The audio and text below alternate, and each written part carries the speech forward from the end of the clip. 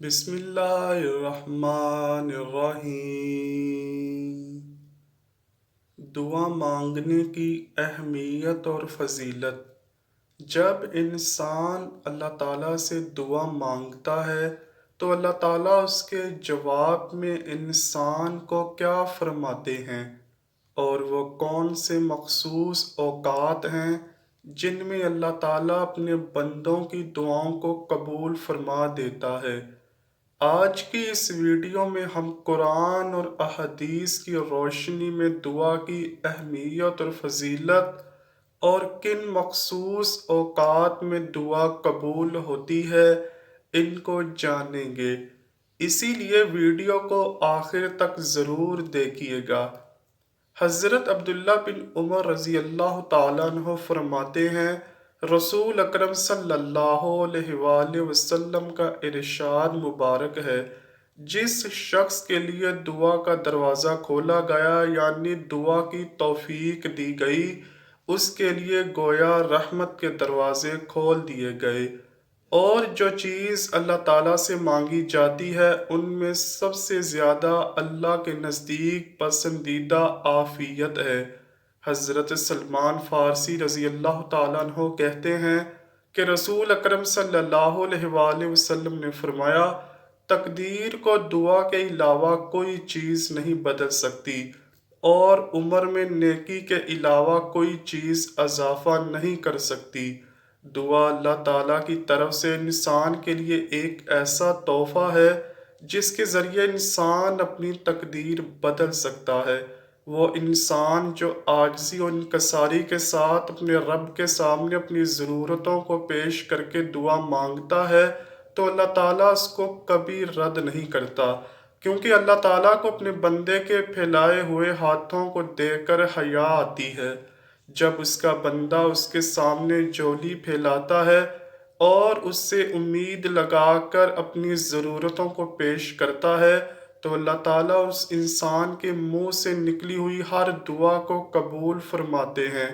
یہ الگ بات ہے کہ بعض دعائیں جلد قبول ہو جاتی ہیں اور اسی وقت دعا کی قبولیت کے اثرات سامنے آ جاتے ہیں، اور بعض دعائیں ایسی بھی ہوتی ہیں جو اللہ تعالیٰ اپنی کسی حکمت کی وجہ سے ان کو بعد میں قبول کرتا ہے۔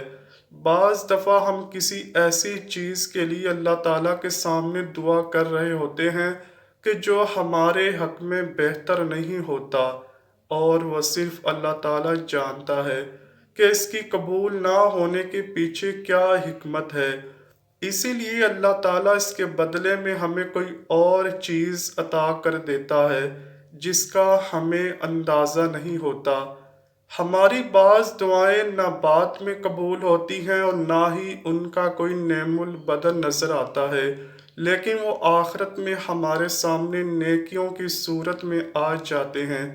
رسول اکرم صلی اللہ علیہ وآلہ وسلم کی ایک حدیث کا مفہوم ہے جس میں رسول اللہ صلی اللہ علیہ وآلہ وسلم نے ارشاد فرمایا ہے کہ قیامت کے دن انسان کی دعائیں اس کی نیکیوں میں تبدیل ہو جاتی ہیں، اور وہ اس وقت افسوس کر رہا ہوتا ہے کہ کاش دنیا میں میری ایک دعا بھی قبول نہ ہوئی ہوتی۔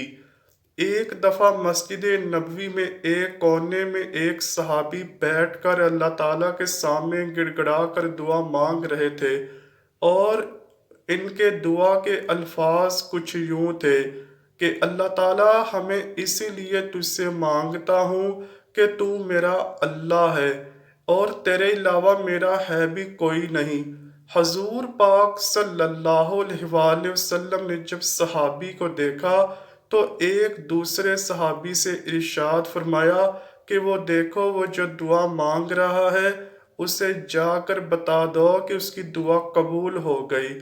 اس واقعے سے ہمیں پتہ چلتا ہے کہ اللہ تعالیٰ کے سامنے عاجزی کا مظاہرہ کرنا، اس پر یقین کرنا اور اس کو اپنا رب سمجھ کر اور اپنے آپ کو کمزور بندہ سمجھ کر اس کے سامنے اپنی ضرورتوں کو پیش کرنا ایک بہترین دعا کی علامت ہے، اور ایسی دعاؤں کو اللہ تعالیٰ قبول فرماتے ہیں۔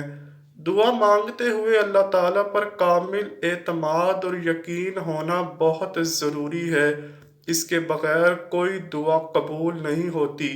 اگر انسان اللہ تعالیٰ سے دعا مانگ رہا ہے تو اس کو یقین ہونا چاہیے کہ یہ چیز اللہ تعالیٰ مجھے عطا کر دے گا۔ اگر اس دنیا میں مجھے اپنی کسی حکمت کے تحت عطا نہیں کرتا تو آخرت کے دن ضرور عطا فرمائے گا۔ احادیث سے ہمیں پتہ چلتا ہے کہ کچھ خاص اوقات ایسے ہوتے ہیں جن کے بارے میں رسول اللہ صلی اللہ علیہ وآلہ وسلم نے فرمایا ہے کہ ان اوقات میں بھی ہر دعا قبول ہو جاتی ہے، اور انسان کو کوشش کرتے رہنا چاہیے کہ وہ ان اوقات میں دعا کرے تاکہ اس کی دعا قبول ہو جائے۔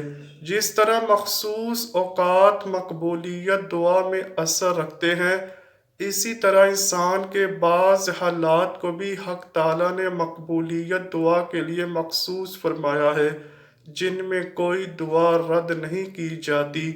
وہ حالات یہ ہیں: نمبر 1، اذان کے وقت۔ نمبر 2، اذان و اقامت کے درمیان۔ نمبر 3، حی علی الصلاۃ اور حی علی الفلاح کے بعد اس شخص کے لیے دعا جو کسی مصیبت و پریشانی میں گرفتار ہو۔ دعا کرنا بہت ہی زیادہ مجرب و مفید ہے۔ نمبر 4، جماعت میں صف باندھنے کے وقت۔ نمبر 5، جہاد میں گھمسان کی لڑائی کے وقت۔ نمبر 6، فرض نماز کے بعد۔ نمبر 7، قرآن مجید کی تلاوت کے بعد، بالخصوص ختم قرآن مجید کے بعد دعا قبول ہوتی ہے، اور بالخصوص سننے والوں کی دعا پڑھنے والوں کے نسبت جلدی قبول ہو جاتی ہے۔ نمبر 8، آب زمزم پینے کے وقت۔ نمبر 9، مرنے والے انسان کے پاس حاضر ہوتے وقت، یعنی نزاع کے عالم میں اگر انسان کے پاس کھڑے ہوں اور اس وقت دعا کی جائے تو دعا قبول ہو جاتی ہے۔ نمبر 10، مسلمانوں کے اجتماع کے وقت۔ نمبر 11، مجلس ذکر میں اگر کوئی دعا کی جائے تو وہ دعا فوراً قبول ہو جاتی ہے۔ نمبر 12، اقامت نماز کے وقت۔ نمبر 13، بارش کے وقت۔ امام شافعی رحمۃ اللہ علیہ فرماتے ہیں کہ میں نے بہت سے صحابہ کرام اور تابعین کا یہ عمل سنا ہے کہ وہ بارش کے وقت خاص دعا فرمایا کرتے تھے۔ نمبر 14، بیت اللہ پر پہلی نظر پڑتے ہی انسان جو دعا مانگتا ہے وہ دعا قبول ہو جاتی ہے۔ ان کے علاوہ رات کے آخری پہر میں دعا کرنے سے ہر دعا قبول ہو جاتی ہے۔ جمعے کے دن اللہ تعالیٰ نے ایک وقت کو مبہم کر رکھا ہے جس میں دعا قبول ہوتی ہے، تاکہ بندہ جمعہ کے دن زیادہ سے زیادہ دعا کرے تاکہ ان کی دعا قبول ہو جائے۔ اللہ تعالیٰ کے خزانوں میں کسی چیز کی کمی نہیں۔ اللہ انسان کو بہت کچھ دے سکتا ہے، لیکن یہ انسان کی اپنی کمزوری اور غلطی ہے کہ اللہ تعالیٰ سے نہیں مانگتا۔ اگر اللہ تعالیٰ سے مانگا جائے تو اللہ تعالیٰ کچھ بھی دے سکتا ہے۔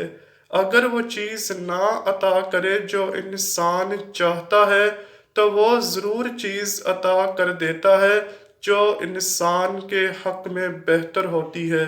اللہ تعالی ہم سب کو ان باتوں پر عمل کرنے کی اور نیک اعمال کرنے کی توفیق عطا فرمائے۔ آمین یا رب العالمین۔ امید کرتا ہوں کہ آپ کو ویڈیو ضرور پسند آئی ہوگی۔ اگر ویڈیو پسند آئی ہے تو ویڈیو کو لائک کیجئے، شیئر کیجئے اور چینل کو لازمی سبسکرائب کیجئے۔ کمنٹ سیکشن میں اپنی رائے کا اظہار بھی ضرور کیجئے گا۔ ملتے ہیں اگلی ویڈیو میں، تب تک کے لیے اللہ حافظ۔